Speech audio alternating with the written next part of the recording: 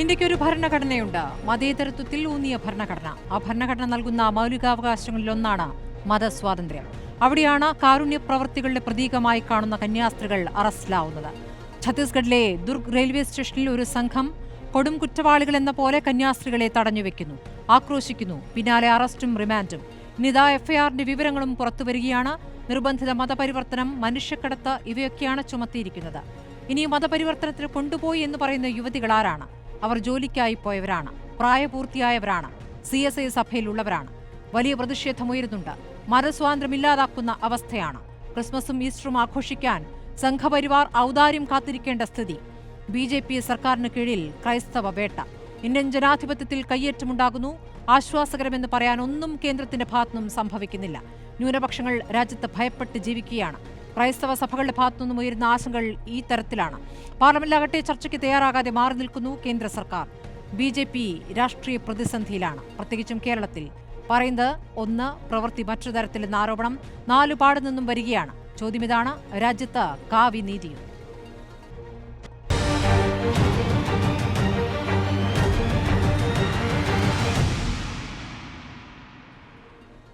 ചർച്ചയിൽ CPIയിൽ നിന്നും P. Santhosh Kumar MP ആണ്. അഡ്വക്കേറ്റ് ഉല്ലാസ് ബാബുവാണ് BJP പ്രതിനിധി. റൈജി സിജോ സിസ്റ്റർ പ്രീതി മേരിയുടെ സഹോദരിയാണ്. Father Tom Olikkarottu Syro Malabar സഭ PRO ആണ്. Sister Isabel Francis superior general Assisi sisters of Mary immaculate ആണ്. ആദ്യം ഞാൻ സിസ്റ്ററിലേക്കൊന്ന് പോകട്ടെ. സിസ്റ്റർ ഇസബൽ ഫ്രാൻസിസ്, ഇപ്പോൾ ഏറ്റവും ഒടുവിലത്തെ പ്രതികരണം ഛത്തീസ്ഗഡ് മുഖ്യമന്ത്രിയുടെ ഭാഗത്തുനിന്ന് വരുന്നു. ബജ്രംഗ് ദൾ ചെയ്തതാണ് ശരി എന്നാണ് ഛത്തീസ്ഗഡ് മുഖ്യമന്ത്രി പറയുന്നത്. പെൺകുട്ടികളെ മതം മാറ്റാനുള്ള ശ്രമം നടന്നിരിക്കുന്നു എന്നുള്ളതാണ്. സ്ത്രീ സുരക്ഷയുമായി ബന്ധപ്പെട്ട ഗൗരവതരമായ വിഷയമാണെന്നാണ് ഛത്തീസ്ഗഡ് മുഖ്യമന്ത്രി ഇപ്പോൾ പ്രതികരിച്ചിരിക്കുന്നത്. ഈ പ്രതികരണത്തോടുള്ള നിങ്ങൾക്ക് പറയാനുള്ള കാര്യത്തിൽ നിന്ന് തുടങ്ങാമെന്ന് തോന്നുന്നു സിസ്റ്റർ ഇസബൽ.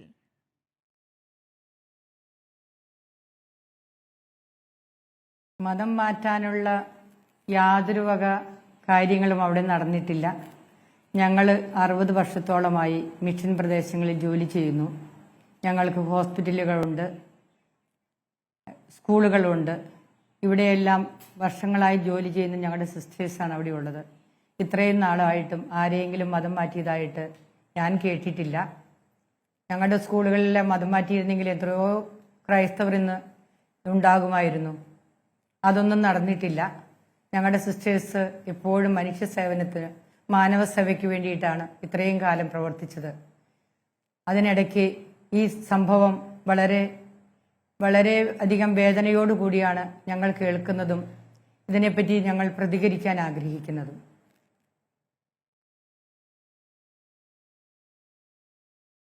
ശരി സിസ്റ്റർ, ഇപ്പോൾ ഛത്തീസ്ഗഡ് മുഖ്യമന്ത്രിയുടെ തന്നെ പ്രതികരണം ഇങ്ങനെ വരുമ്പോൾ നിങ്ങൾ നീതിയുടെ പ്രതീക്ഷ ഇനി എത്രത്തോളമുണ്ട്?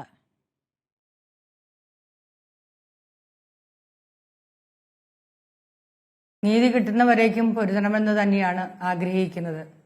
എന്തുകൊണ്ടെന്നാൽ 2 സിസ്റ്റേഴ്സ് അവർ ഇത്രയും കാലം അവർ മിഷൻ പ്രദേശത്ത് ജോലി ചെയ്യുകയായിരുന്നു.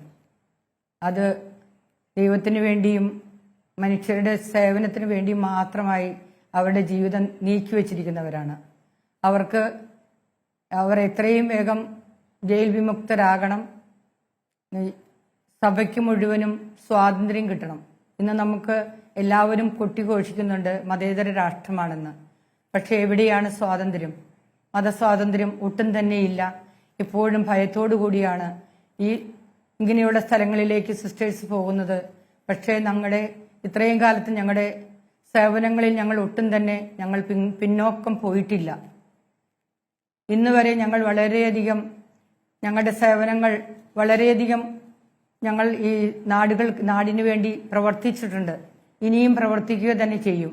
എങ്കിലും ഇങ്ങനെയുള്ള സാഹചര്യങ്ങൾ ഞങ്ങൾക്ക് വളരെയധികം വേദന നൽകുകയാണ്. നമ്മുടെ രാഷ്ട്രം ഇതിനുവേണ്ടി ഇപ്പോൾ ഛത്തീസ്ഗഡിൽ നടന്നിരിക്കുന്ന ഈ കാര്യം അല്പം പോലും ഇതിനകത്ത് യാതൊരു യാഥാർത്ഥ്യവും ഇല്ലാത്ത കാര്യമാണ്. ഇത് തെറ്റായി തെറ്റിദ്ധരിപ്പിച്ചുകൊണ്ട് എല്ലാവരെയും തെറ്റിദ്ധരിപ്പിച്ചിരിക്കുകയാണ്. ഇത് ശരിയായ രീതിയിൽ കൊണ്ടുവരണമെങ്കിൽ നീതി തന്നെ വേണം. ശരി, ഞാൻ ഫാദർ ടോം ഒലിക്കരോട്ടിലേക്ക് പോകുന്നു. Father Tom Olikkarott Syro Malabar സഭയുടെ പ്രതിനിധിയാണ്, വക്താവാണ്, PRO ആണ്. ഫാദർ ടോം ഒലിക്കലോട്ട്, ഇപ്പോൾ വന്നിരിക്കുന്ന ഛത്തീസ്ഗഡ് മുഖ്യമന്ത്രിയുടെ പ്രതികരണത്തിൽ നിന്ന് തുടങ്ങേണ്ടതുണ്ട്. അവിടെ സഭയെ സംബന്ധിച്ച് അവിടെ കന്യാസ്ത്രീകൾക്ക് സഭാവസ്ത്രം ധരിച്ചു പുറത്തു പോകാൻ പറ്റാത്ത അവസ്ഥ, അല്ലാതെ വീടുകളിൽ പ്രാർത്ഥനകൾ നടത്താൻ പറ്റാത്ത അവസ്ഥ, അങ്ങനെയാണ് അവിടെ നിന്നുമുള്ള ഫാദർ തന്നെ രാവിലെ പ്രതികരിച്ചത്. അവിടെ ഭയത്തിൻ്റെ ഒരു സാഹചര്യം സൃഷ്ടിക്കപ്പെട്ടു കഴിഞ്ഞു. പുറത്തേക്ക് വരാൻ, പ്രതികരിക്കാനൊക്കെ ഭയപ്പാടുള്ള ഒരു സാഹചര്യമാണ്. ഇപ്പോൾ അവിടുത്തെ മുഖ്യമന്ത്രിയും ബജ്രംഗ് ദൾ പ്രവർത്തകർക്ക് എല്ലാ പിന്തുണയും നൽകുകയാണ്. അവർ അവിടെ നിയമം നടപ്പാക്കാൻ ഏൽപ്പിക്കപ്പെട്ടവരാണ് എന്ന മട്ടിലാണ് മുഖ്യമന്ത്രിയുടെ പ്രതികരണം വന്നിരിക്കുന്നത്. ഇനി എവിടെ നിന്നാണ് നിങ്ങൾ നീതി പ്രതീക്ഷിക്കുന്നത് ഫാദർ? ശ്രീമതി സ്മൃതി, ആദ്യമേ തന്നെ മാധ്യമങ്ങളുടെ ഒരു ജാഗ്രതയ്ക്കും സഹായത്തിനും ഞാൻ നന്ദി പറയുകയാണ്. ഞാനിപ്പോൾ അങ്കമാലിക്കടുത്ത് എളവൂരുള്ള സിസ്റ്റർ പ്രീതി മരിയയുടെ വീട് സന്ദർശിച്ച ശേഷം തിരിച്ചു വരികയാണ്. വൃദ്ധരായ രോഗികളായിട്ടുള്ള 2 മാതാപിതാക്കന്മാർ, അവരിൽ അമ്മ ഹൃദ്രോഗിയാണ്, അപ്പൻ അതുപോലെ തന്നെ രോഗിയാണ്. അവരുടെ ദൈന്യത ഉള്ള ആ മുഖം, മകളെ ഓർത്ത് ആകുലപ്പെടുത്തുന്ന മുഖം, അതൊരു വലിയ വേദനയായിട്ട് എൻ്റെ ഉള്ളിലുണ്ട്. രണ്ടാമത്തെ സിസ്റ്റർ വന്ദന എൻ്റെ സ്വന്തം നാട്ടുകാരിയാണ്. കണ്ണൂർ ജില്ലയിലെ ഉദയഗിരി പ്രദേശത്തുള്ള ഒരേ നാട്ടുകാരാണ്. അപ്പോൾ ഇത് ഈ 2 വ്യക്തികളുടെയും അവരുടെ കുടുംബങ്ങളെയും അടുത്തറിയുന്ന ഒരു അനുഭവത്തിൽ ഞാൻ പറയുകയാണ്. നമ്മുടെ ഇന്ത്യ, നമ്മളെന്താണോ കഴിഞ്ഞ പതിറ്റാണ്ടുകൾ കൊണ്ട് സ്വതന്ത്ര ഭാരതം ആയിത്തീരണമെന്ന് ആഗ്രഹിക്കുകയും രാഷ്ട്രനിർമ്മിതിക്ക് വേണ്ടി നിസ്വാർത്ഥമായിട്ട് അധ്വാനിക്കുകയും ചെയ്തത്, ആ ലക്ഷ്യത്തിൽ നിന്ന് എവിടെയോ നമുക്ക് മാർഗഭ്രംശം വരികയും ചില ആൾക്കൂട്ടങ്ങളും ചില സങ്കുചിത താല്പര്യമുള്ള പ്രസ്ഥാനങ്ങളും നമ്മുടെ ഭരണഘടനയ്ക്ക്, മഹത്തായ ഇന്ത്യയുടെ ഭരണഘടനയ്ക്ക് മീതെ വളർന്നു നിൽക്കുകയും അത് ന്യൂനപക്ഷങ്ങളെ, ബലമില്ലാത്തവരെ ഭീഷണിയുടെയും കയ്യൂക്കിൻ്റെയും ബലത്തിൽ വീണ്ടും പാർശ്വവൽക്കരിക്കാനുള്ള ഒരു ശ്രമം നടത്തുകയും ചെയ്യുന്നു എന്ന് പറയുന്നത് അങ്ങേയറ്റം സങ്കടകരമാണ്. നമ്മളിങ്ങനെ ഒരു ഭാരതത്തിന് വേണ്ടിയിട്ടല്ല നമ്മൾ സ്വപ്നം കണ്ടതും അധ്വാനിച്ചതും. നമ്മുടെ സമർപ്പിതർ, മിഷണറിമാർ, സന്യസ്തരൊക്കെയും ഭാരതത്തിൻ്റെ പരക്കെ ഉത്തരേന്ത്യയുടെ വിദൂര ഗ്രാമങ്ങളിൽ മനുഷ്യരാണെന്ന് പോലും തിരിച്ചറിവില്ലാത്ത ആളുകളുടെ ഇടയിലേക്ക് കടന്നു ചെന്ന് മതം മാറ്റാനല്ല, അവരെ മനുഷ്യരാക്കാൻ വേണ്ടിയിട്ടാണ് നീണ്ട പതിറ്റാണ്ടുകൾ നിരന്തരം നിതാന്തം പരിശ്രമിച്ചുകൊണ്ടേയിരുന്നത്. അപ്പോൾ അങ്ങനെ ഒരു രാഷ്ട്ര നിർമ്മിതിക്ക്, സമൂഹ നിർമ്മിതിക്ക് നിർബാധം ഏർപ്പെട്ടുകൊണ്ടിരിക്കുന്നവർക്ക് നേരെ ഇങ്ങനെ ഒരു പ്രതികൂലമായ ഒരു സാഹചര്യം സൃഷ്ടിക്കപ്പെടുന്നു എന്ന് പറയുന്നത്, നമ്മൾ കഴിഞ്ഞ പതിറ്റാണ്ട് കൊണ്ട് നേടിയെടുത്ത സ്വാതന്ത്ര്യം, അത് ബ്രിട്ടീഷുകാരിൽ നിന്നാണെങ്കിൽ ആ സ്വാതന്ത്ര്യത്തിന് ഇനി നമ്മൾ ഏതേത് വർഗീയ ശക്തികളുടെ മുമ്പിൽ ഓച്ചാനിച്ച് നിൽക്കേണ്ടി വരുമെന്നുള്ള സങ്കടത്തിലും ആകുലതയിലുമാണ് ക്രൈസ്തവ ന്യൂനപക്ഷമുള്ള അടക്കമുള്ള ഇന്ത്യയിലെ ആളുകൾ. നമ്മളിനി ഏതേത് ശക്തികളോടാണ് ഇനി സമരം ചെയ്യേണ്ടി വരുന്നത് നമ്മൾ നേടിയെടുത്ത സ്വാതന്ത്ര്യത്തിന് വേണ്ടിയിട്ട്? അപ്പോൾ അതാണ് ഇന്ന് ക്രൈസ്തവ സഭകളുടെ മുമ്പിലുള്ള ആശങ്ക. ഇവിടെ ഒരു രാഷ്ട്രീയപരമായ വിലപേശലിനോ കുറ്റപ്പെടുത്തലിനോ അല്ല, അത് ഇങ്ങനെയുള്ള പോഷക സംഘടനകൾ, തീവ്ര വർഗീയ ചിന്തകളുള്ള ആളുകൾ, അതെല്ലാ വിഭാഗങ്ങളിലും നമ്മളിന്ന് വളർന്നു വരുന്നതായിട്ട് കാണുന്നുണ്ട്. അപ്പോൾ അവരെ യഥോചിതം നിയന്ത്രിക്കുകയും അങ്ങനെയുള്ള അപകടകരമായ പ്രവണതകളെ കർശനമായി നേരിടുകയും ചെയ്യാനുള്ള ഒരു ഇച്ഛാശക്തി നമ്മുടെ രാഷ്ട്രീയ നേതൃത്വത്തിന് ഉണ്ടാകണമെന്നുള്ളതാണ് സീറോ മലബാർ സഭയ്ക്ക് ഇവിടെ ആവശ്യപ്പെടാനുള്ളത്.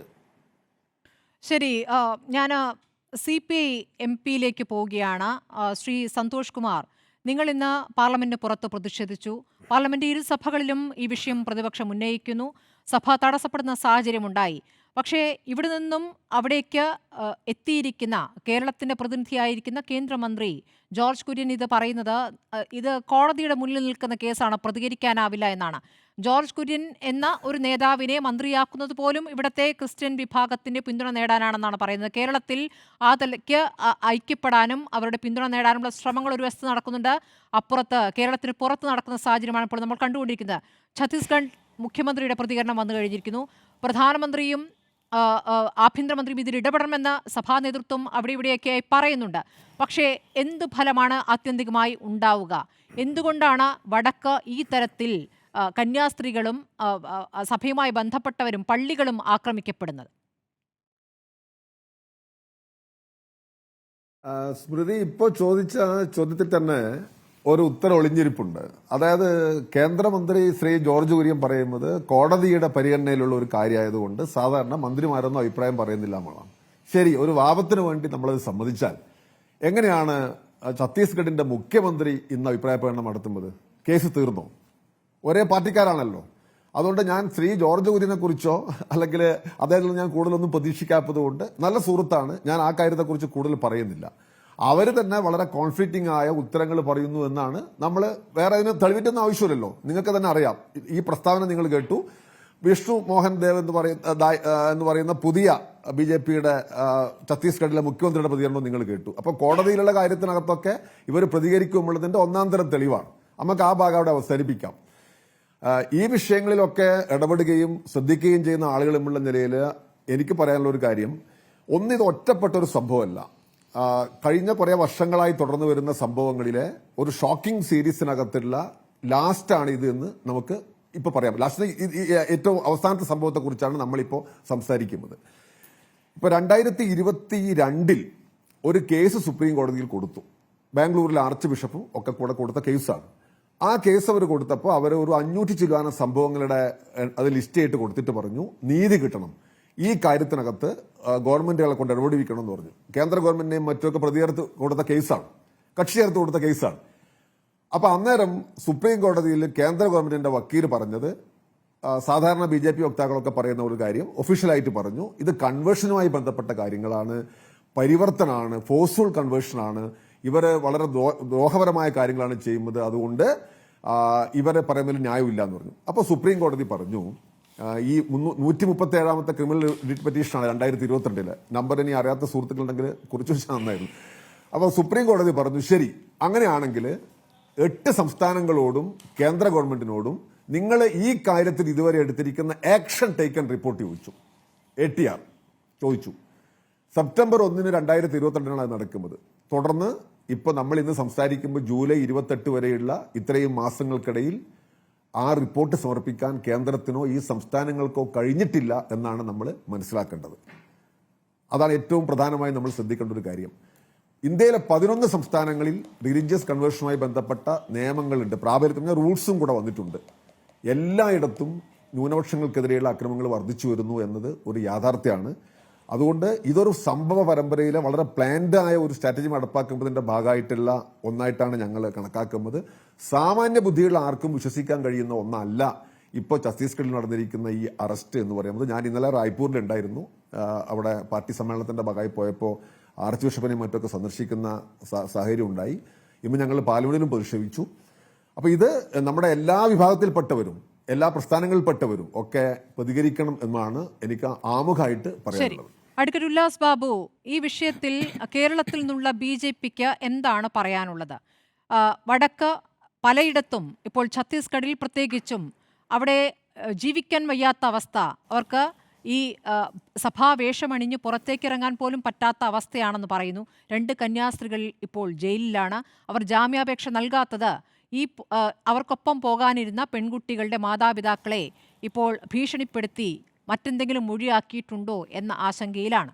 അവരെ ആ തരത്തിൽ മനുഷ്യക്കടത്ത് എന്ന രൂപത്തിൽ അവരുടെ മൊഴി വാങ്ങിയിട്ടുണ്ടോ എന്ന ആശങ്കയുടെ അടിസ്ഥാനത്തിലാണ് ഇപ്പോൾ ജാമ്യാപേക്ഷ പോലും നൽകാത്തത്. ഈ സാഹചര്യത്തെ നിങ്ങൾ എങ്ങനെ കാണുന്നു?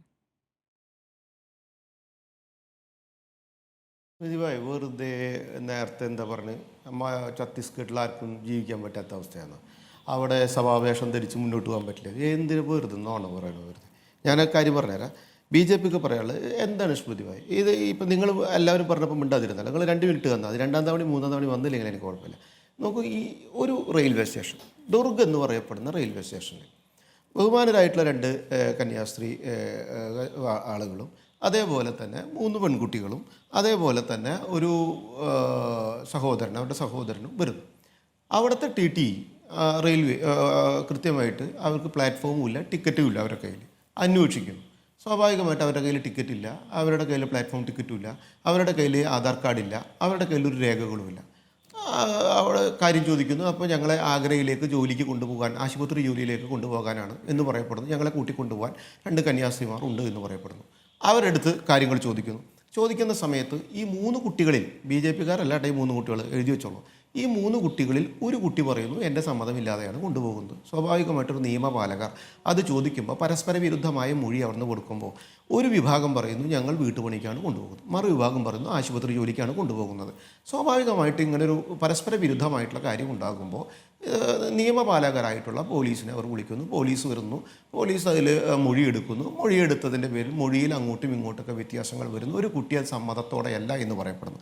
ഇവരുടെ ഡീറ്റെയിൽ നോക്കുന്ന സമയത്ത് ആ നാട്ടിലത്തെ നാരായൺപൂർ എന്ന് പറയപ്പെടുന്ന ജില്ല, ആ ജില്ലയെക്കുറിച്ച് സ്മൃതിയായി അന്വേഷിച്ചാൽ കൃത്യമായിട്ട് അറിയാൻ സാധിക്കും. അവിടെ തന്നെ കൃത്യമായിട്ട് ആ സ്ഥലത്തിൻ്റെ പേര് എനിക്ക് ഇടയ്ക്കിടയ്ക്ക് കിട്ടാത്തതുകൊണ്ട് ഞാനിവിടെ എഴുതി വെച്ചിട്ടുണ്ട്, ഞാൻ പറഞ്ഞുതരാം. അതായത് അബുജ്മാട്ട് എന്ന് പറയപ്പെടുന്ന ഒരു നക്സൽ പ്രദേശം, 4000 സ്ക്വയർ ഫീറ്റ് ചതുരശ്ര അടിയുള്ള ഒരു വനാണത്. നക്സലുകളാണ്, ഒരാൾക്കാണ്ട് കിടക്കാൻ പറ്റില്ല. 2024 അങ്ങോട്ട് മാവോദികളും തമ്മിൽ എൻകൗണ്ടർ നടത്തി 10-35 പേരും മരിച്ച ഒരു സമയം. ആ സ്ഥലത്ത് നിന്ന് വരുന്ന ആളുകളാണ്. അവർക്ക് പ്രത്യേകിച്ച് രേഖകളോ കാര്യങ്ങളോ ഒന്നുമില്ല. അവിടെ നിന്ന് വരുന്ന ആളുകളാകുമ്പോൾ കൃത്യമായിട്ട് അവിടെ സ്കാനിംഗ് ഉണ്ട്. അത് ഏത് റെയിൽവേ സ്റ്റേഷനിലും ആ മേഖലയിലുണ്ട്. അവിടെ ഈ മാവോയിസ്റ്റുകളുള്ള സ്ഥലമാണ്.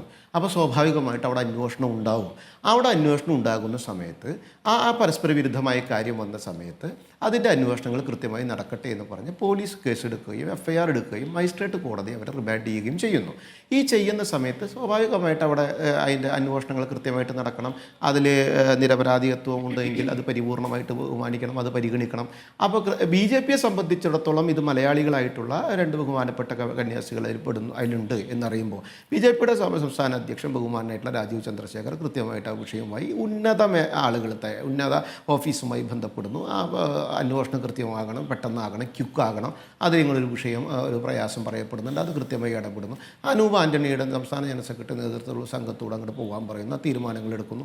പിന്നെ നിങ്ങളിത് അവതരിപ്പിക്കുന്നത് നോക്കിയാൽ ഇതിൽ 3 കാര്യങ്ങളുണ്ട്. ഇതിനകത്തൊരു നിയമ രീതിയുണ്ട്, ഇതിനകത്തൊരു രാഷ്ട്രീയ രീതിയുണ്ട്, ഇതിനകത്തൊരു മുതലെടുപ്പുണ്ട്. എന്താണ് ഇതിനകത്ത് നിയമരീതി? നിയമപരമായിട്ട് അവരെടുത്തൊരു കേസ്, ആ കേസിൻ്റെ അടിസ്ഥാനത്തിൽ പോകുന്ന ഒരു കാര്യത്തിൽ രാഷ്ട്രീയമായിട്ടുള്ള ഇടപെടലുകൾ നടത്തി അതിനെ വക്രീകരിച്ച് വർഗീയവാദം ഉണ്ടാക്കി അത് വലിയൊരു ക്രിസ്ത്യൻ BJP ഫൈറ്റായിട്ട് നിങ്ങൾ ചിത്രീകരിക്കുക. എന്തിൻ്റെ ആവശ്യം? ഒരു വിഷയം അവിടെ നടക്കുന്നു, ആ വിഷയത്തിനകത്ത് പോലീസ് FIR ഇടുന്നു, FIRൻ്റെ അടിസ്ഥാനത്തിൽ പോകുന്നു. ആ മേഖല, ഈ കുട്ടികൾ വന്ന മേഖല എന്താ അതിൻ്റെ പേര് അബുജ്മാട്ട് എന്ന് പറയപ്പെടുന്ന സ്ഥലം ഭയങ്കര നക്സൽ ഏരിയ ആണെന്നത്. അവിടേക്ക് ആർക്കും കിടക്കാൻ പറ്റില്ല. ശ്രീരാമകൃഷ്ണ ആശ്രമത്തിൻ്റെ അവിടെ ഒരു ഔട്ട് പോസ്റ്റ് ഉണ്ട്, അവിടെ ഒരു ആംബുലൻസ് സർവീസും ആശുപത്രി സർവീസ്, വേറെ ആർക്കും കിടക്കാൻ പറ്റില്ല. സ്മൃതിക്കോ എനിക്കൊന്നും കിടക്കാൻ പറ്റില്ല. ഞാനാണെങ്കിലും സ്മൃതിയാണെങ്കിലും കന്യാസ്ത്രീകളാണെങ്കിലും സന്യാസികളാണെങ്കിലും മുല്ലാക്കന്മാരാണെങ്കിലും പേപ്പറുകളില്ലാതെ അന്വേഷിക്കുന്ന സമയത്ത് പരസ്പര വിരുദ്ധമായിട്ടുള്ള മൊഴികൾ മറ്റുള്ളവർ കൊടുത്തിട്ടുണ്ട് എങ്കിൽ, ആ കൊടുത്തത് സംശയാസ്പദമാണ് എങ്കിൽ സ്വാഭാവികമായിട്ട് ഒരു കേസെടുക്കും. ആ കേസിൻ്റെ അടിസ്ഥാനത്തിൽ അവരെ ജുഡീഷ്യൽ കസ്റ്റഡിയിൽ വിടും. അത് നിരപരാധിത്വം തെളിയിക്കേണ്ട ഉത്തരവാദിത്തമുണ്ട്. എനിക്ക് ചോദിക്കാമല്ലോ അഡ്വക്കേറ്റ് ഉല്ലാസ് ബാബു, വക്രീകരണം അവിടെ നിൽക്കട്ടെ. ഒരു മിനിറ്റ് ശ്രീ ഉല്ലാസ് ബാബു, ഒരു മിനിറ്റ് ചോദ്യം ചോദിക്കട്ടെ. വർഗീയവാദികൾ അഴിഞ്ഞാടുന്നതാണല്ലോ നമ്മുടെ വിഷയം. ഞാൻ ചോദ്യം ചോദിക്കട്ടെ. അതായത് ഈ വിഷയത്തിൽ താങ്കൾ പറയുന്നു, ഉല്ലാസ് ബാബു ചോദ്യം കേൾക്കൂ. താങ്കൾ ഈ ലഘൂകരിച്ച് പറയുന്ന കാര്യത്തെ ആശങ്കയോടെ ഇവിടെ പറഞ്ഞിരിക്കുന്ന മുഴുവൻ സഭാ നേതൃത്വവുമാണ്. ഇവിടെ വ്യത്യസ്ത സഭകളുണ്ടല്ലോ, പറയുന്ന കേൾക്കൂ. എല്ലാ സഭയിൽ നിന്നുള്ളവരും എല്ലാ സഭയിലെ ബിഷപ്പുമാരും വൈദികരും ആശങ്കയോടെ പറയുകയാണ്. ഇന്ന് നമ്മുടെ ചർച്ചയിൽ ഛത്തീസ്ഗഡിൽ നിന്നും ഒരു വൈദികൻ ഇരിക്കാനിരുന്നതാണ്. അദ്ദേഹത്തിന് ഇരിക്കാൻ ഭയമാണ്, പുറത്തേക്ക് ഇറങ്ങാൻ ഭയമാണ്. താങ്കൾ ഈ പറയുന്ന ലഘൂകരിച്ച വിഷയമല്ല അവിടെയുള്ളത്. രണ്ടാമത്തെ കാര്യം, താങ്കൾ പറയുന്നു ഈ പെൺകുട്ടികളെ മതപരിവർത്തനം നടത്തുന്ന ഒരു ഭീകര സംവിധാനം അവിടെ പ്രവർത്തിക്കുന്നു, പെൺകുട്ടികളുടെ സുരക്ഷ പ്രധാനമാണ് എന്നാണ് മുഖ്യമന്ത്രിയുടെ ഇപ്പോഴത്തെ ട്വീറ്റ്. താങ്കൾ പറയുന്നു ഈ പെൺകുട്ടികൾ വരുന്ന അബുജ്മാൻ എന്ന നക്സൽ ബാധിത പ്രദേശമാണ്. നക്സലുകൾ ഉള്ള പ്രദേശത്തെ പെൺകുട്ടികൾക്ക് ജീവിക്കണ്ടേ? അവർക്ക് നല്ല ജീവിത സാഹചര്യങ്ങൾ ഉണ്ടാകുന്ന ഒരു സ്ഥലത്ത് തൊഴിലിന് പോയിക്കൂടെ? ഈ കുട്ടികൾ എന്ന് പറയുന്നത് അവർ പ്രായപൂർത്തിയായവരാണ്. ഒന്നാമത്തെ കാര്യം, 18 വയസ്സ് കഴിഞ്ഞവരാണ്. അവരവരുടെ ജോലിക്ക് പോകുമ്പോൾ ആവശ്യമില്ലാത്തൊരു കാര്യമാണ്, കുടുംബത്തിന് സമ്മതപത്രം കൂടി വാങ്ങിയിട്ടുണ്ട്. അതിൻ്റെ ആവശ്യമില്ല പ്രായപൂർത്തിയായവർക്ക്. അതും കൂടിയായിട്ടാണ് അവർ പോയിട്ടുള്ളത്. ഇനി ആധാർ കാർഡും രേഖകളും ചോദിക്കുന്നത് ആരാണ്? ഞാൻ ദൃശ്യങ്ങൾ തുടക്കത്തിൽ കാണിച്ചല്ലോ, ഒന്നുകൂടെ കാണാൻ വേണമെങ്കിൽ ഉല്ലാസ് ബാബുവിന് കാണിച്ചു തരാം. പോലീസൊന്നുമല്ല, റെയിൽവേ പോലീസ്. ആരെയാണ് വിളിക്കുന്നത്? ബജ്രംഗ് ദൾ പ്രവർത്തകർ. ഒരു മിനിറ്റ് ഛത്തീസ്ഗഡിൽ നിയമവാഴ്ച നടപ്പാക്കുന്ന ബജ്രംഗ് ദൾ പ്രവർത്തകരാണ്. അവരെ ആരാണ് ചുമതലപ്പെടുത്തിയിരിക്കുന്നത്? ആരാണ് ബജ്രംഗ് ദൾ പ്രവർത്തകരെ അവിടെ ചുമതലപ്പെടുത്തിയിരിക്കുന്നത് നിയമവാഴ്ച നടപ്പാക്കാൻ? ആരാണവർ? അവരാരാണ് രേഖ ചോദിക്കാൻ? ഉല്ലാസ് ബാബു, ഇവിടെ ഗ്രഹാം സ്റ്റെയിനെ ചുട്ടുകൊന്നവരാണോ അവിടെ നിയമവാഴ്ച നടപ്പാക്കുന്നത്? ആരാണ് ബജ്രംഗ് ദൾ പ്രവർത്തകർ? അവർക്കാരാണ് ഈ അധികാരം കൊടുത്തിരിക്കുന്നത്? എന്ത് നിയമവാഴ്ചയാണ് താങ്കൾ അവകാശപ്പെടുന്നത്? എത്ര വലിയ ഭീഷണി ബഹളൊക്കെ വെക്കണേ. ഞാൻ കാര്യം പറഞ്ഞുതരാത്. കാര്യം പറഞ്ഞുതരാന്ന് ഞാൻ കൃത്യമായിട്ട് നിങ്ങൾ ഓളിയിട്ടാലത് എനിക്ക് ഫീൽ ചെയ്യില്ല. എനിക്ക് അല്ലെങ്കിൽ ഭയങ്കര വൈകാരികത താങ്കൾക്ക് ചോദ്യത്തോടൊക്കെ ഓളിയിടുന്നതായിട്ടൊക്കെ തോന്നും, പറഞ്ഞിട്ട് കാര്യമില്ല. എല്ലാ ഈ കേരളം മുഴുവനുള്ള സഭാ നേതൃത്വത്തിന്റെ പ്രതികരണം താങ്കൾ ഓലിയിടലായി തോന്നുന്നില്ല. ഒരു കുഴപ്പമില്ല. താങ്കൾ മറുപടി പറയൂ. ബജ്രംഗ് ദൾ പ്രവർത്തകരാണോ നിയമവാഴ്ച നടപ്പാക്കേണ്ടത്? ഞാൻ പറയണത് കേക്ക്. ഞാൻ ഒരു ബജ്രംഗ് ദൾ പ്രവർത്തകർ നിയമവാഴ്ച നടപ്പിലാക്കിയിട്ടുണ്ടെങ്കിൽ അവർക്ക് നേരെ നടപടി വേണം. സ്മൃതിയെ ഒരു ന്യൂനപക്ഷ വിഭാഗത്തിന് നേരെയും ഒരു തരത്തിലും അനാവശ്യമായിട്ടുള്ള ഒരു വിഷയം നടപ്പിലാക്കണം.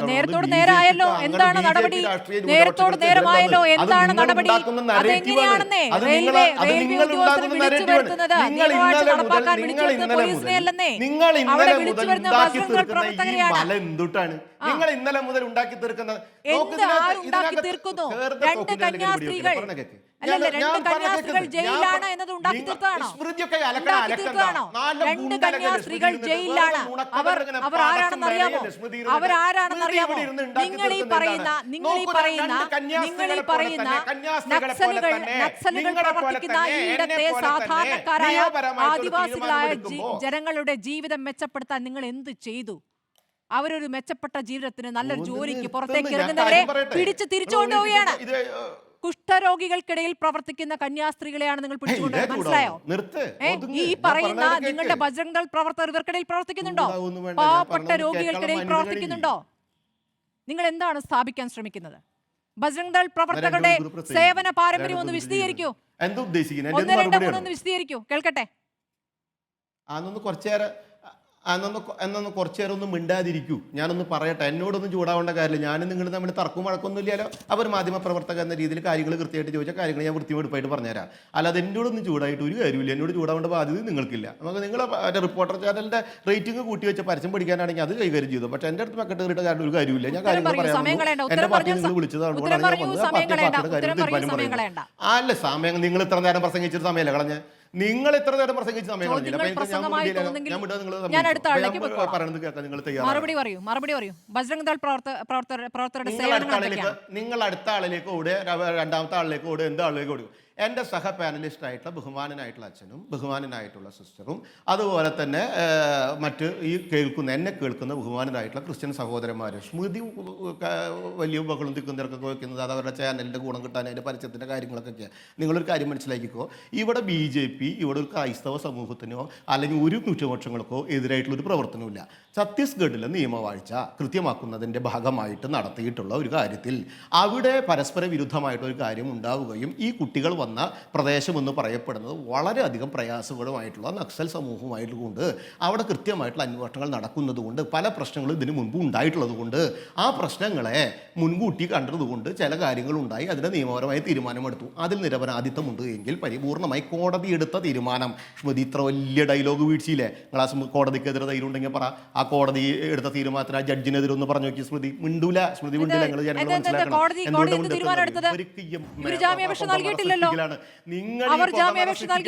നിങ്ങൾ എന്തിനാണ് ഈ പുകമറ സൃഷ്ടിക്കുന്നത്?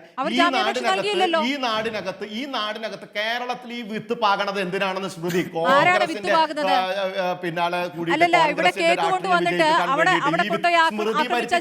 2 ദിവസമായിട്ട് സ്മൃതി പരുത്തിക്കാട് കോൺഗ്രസിന് കൊയ്യാൻ വേണ്ടിയിട്ട് ഈ വർഗീയ വിത്ത് ഇങ്ങനെ വതച്ചുകൊണ്ടിരിക്കല്ലേ. സഹോദരന്മാരോട് വളരെ കൃത്യമായി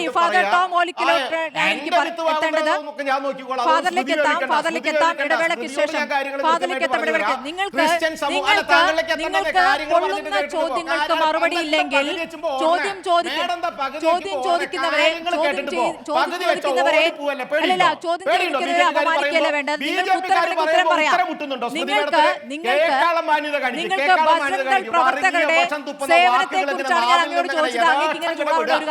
ഒരു നാളും ഇല്ലാതെ അത് BJP യുടെ നെഞ്ചത്ത് കെട്ടിവെക്കുക. അവിടെ ഇവിടെ ഇരിക്കുന്ന കാവടി എടുത്തിട്ട് BJP യുടെ ആടിയോളം പറഞ്ഞ ഞങ്ങൾക്ക് അത് ആടാൻ നേരമില്ല. ഞങ്ങൾ ക്രൈസ്തവ സമൂഹത്തോട് കൃത്യമായി പറയുന്നു, അവിടെ നടന്നത് 3 പെൺകുട്ടികളും ഒരു സഹോദരനും 2 ബഹുമാനരായിട്ടുള്ള കന്യാസ്ത്രീകളും ഉണ്ടായിരുന്നു. അവരുടെ അടുത്ത് ടിക്കറ്റ് ചോദിച്ചു, പ്ലാറ്റ്ഫോം ടിക്കറ്റ് അടക്കം ചോദിച്ചു, അവരുടെ അടുത്തില്ല. ഈ കുട്ടികൾ വരുന്ന പ്രദേശം മാവോയിസ്റ്റ് പ്രദേശമാണ്, വളരെ സീരിയസ് ആയിട്ടുള്ള വിഷയമാണ്. അതിനു മുൻപ് നടന്ന പല പ്രശ്നങ്ങളും അവിടെയുണ്ട്, സ്വാഭാവികമായിട്ട് അന്വേഷിക്കേണ്ടതുണ്ട്. അപ്പൊ അവരുടെ കയ്യിൽ പരസ്പര വിരുദ്ധമായിട്ടുള്ള കുട്ടികൾ പറഞ്ഞപ്പോൾ അതിലൊരു കുട്ടി കൃത്യമായി പറയുന്നു, എന്റെ സമ്മതമില്ലാതെയാണ് പറഞ്ഞത് കൊണ്ടുവന്നിട്ടുള്ളതെന്ന് പറയുമ്പോൾ അന്വേഷണം നടക്കുന്നു. ചോദ്യം ചോദിക്കൽ ഞാൻ അങ്ങേക്ക് ഒന്നുകൂടി കാണിച്ചു തരാം കേട്ടോ. പോലീസല്ല, ബജറംഗ് ദൾ പ്രവർത്തകരുടെ ഭീഷണി ശബ്ദം താങ്കളെ വീണ്ടും കേൾപ്പിക്കാം. ഒച്ചയുയർത്തിയാൽ സത്യമല്ലാതാകുന്നില്ല.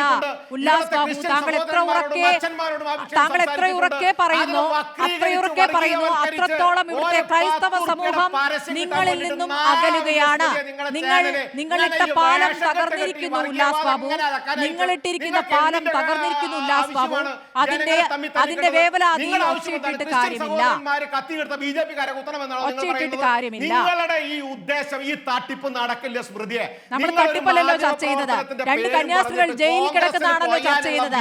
ഇവിടെ തട്ടിപ്പ് ചർച്ച ചെയ്യാനല്ല, ഇവിടെ തട്ടിപ്പ് ചർച്ച ചെയ്യാനല്ല. സഭാവക്താവും കന്യാസ്ത്രീയും CPM വന്നത് ഇവിടെ തട്ടിപ്പ് ചർച്ച ചെയ്യാനല്ല.